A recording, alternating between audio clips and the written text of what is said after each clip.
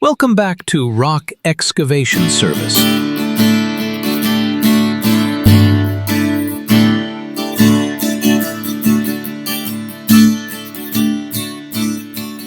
I've lived a while, and one of the things I've learned is that, in most cases, simple is not simple. It is simple for me to fall off a bicycle, but it's not simple for me to lose weight.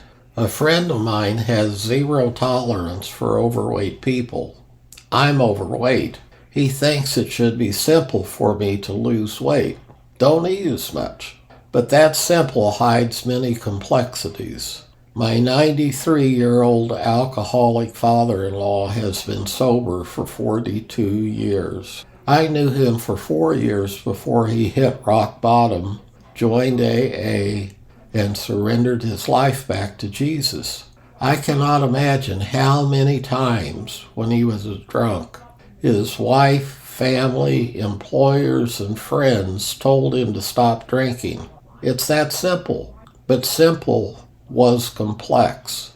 Dad's simple hid the childhood trauma he suffered, the genetic predisposition to alcoholism that runs through his family, the peer pressure he experienced while growing up and in the military.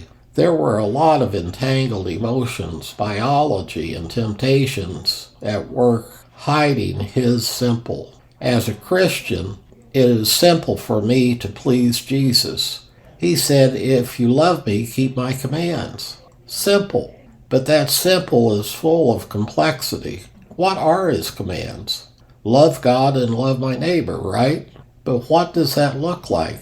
How influenced am I by Christian traditions when I study his commands? Is my heart open to his changes? Religious changes, cultural changes, familial changes, selflessness changes.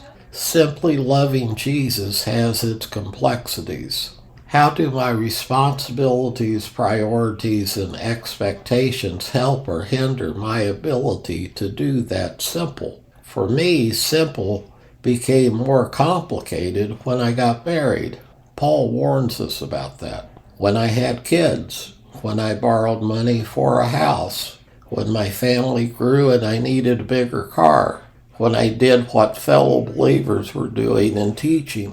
That simple became complex. Was I wrong? Were they wrong? Was the church, small c, wrong? Well, mostly not. Not completely. But we do a disservice to new believers when we tell them to simply live for Jesus and then saddle them with the traditions of Western Christianity.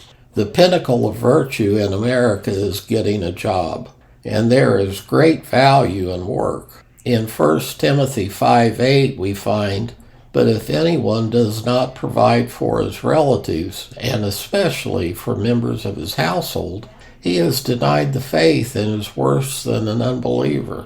Still, as the evangelist Billy Graham preached, God never told you to get a job. Each of us has a calling.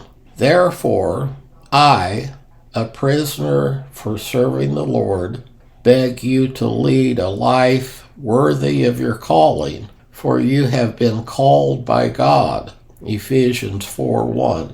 Throughout the world, few Christians fulfill 1 Timothy 5:8 without earning a wage. Even Paul was a tent maker. The simple of Christian life overflows with complexities. As we draw towards the end of another year, many of us will make New Year's resolutions. Some in jest, but perhaps some as covenant promises to God. These resolutions often sound simple. I'm going to read through the Bible this year. I'm going to learn to play piano. I'm going to become a stand-up comedian. Oh, nope, that one's not simple at all. Forget it. Hidden by our simple resolutions are complexities, most of which we are not even aware of. These complexities should not scare us or hinder our resolve. I know it would have been unimaginable for Dad to believe he would live 43 years without a drop of liquor. He never thought that way. His only thought was one day at a time.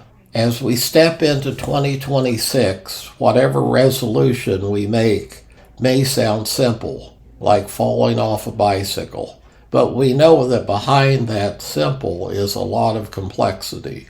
We mustn't look back and think, I've tried this before and failed. Instead, we can make it through the complexities of our simple by the love of the Father, in obedience to Jesus, with the guidance of the Holy Spirit, and taking it one day at a time.